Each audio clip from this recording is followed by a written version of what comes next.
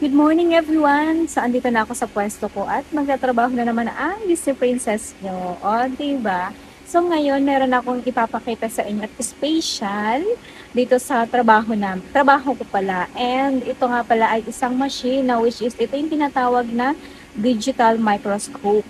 Yan. Ito po isang machine na kung saan mabilis mo na lang ma-check yung isang product and nasa office siya. So, minsan may mga product ako na, may mga product kami na kailangan siyang i-check isa-isa at yun yung ginagawa ko. So, sa video ito, ipapakita ko sa inyo kung ano nga bang itsura niya at paano i-operate. So, yun lang. Tara sa office, samahan niyo ako. Yan, pasok lang tayo sa office. Hi, gozaimasu! Bahayin ko lang yung ilaw.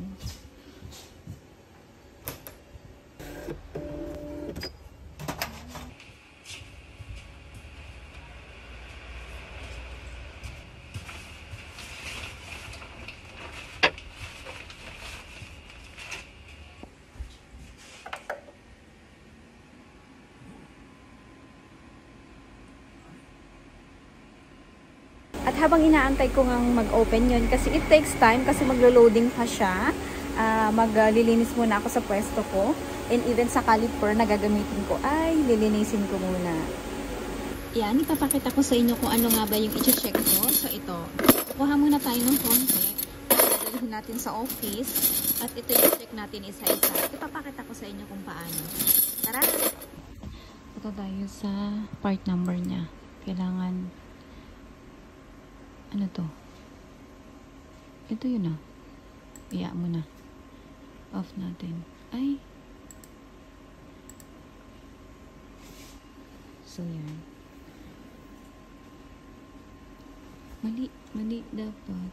Mali yung part number. Ito siya.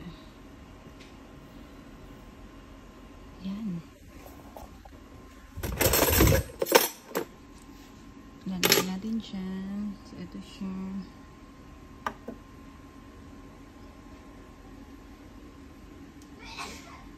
Okay. So, lumabas siyang NG.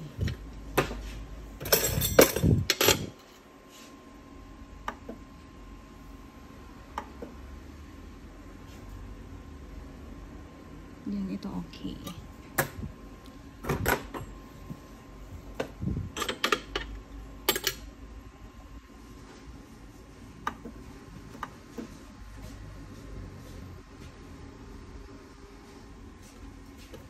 So, ganito lang siya. And, ilalagay lang dito sa base niya. And, i-scan. Tapos, dyan mo na malalaman kung good or NG.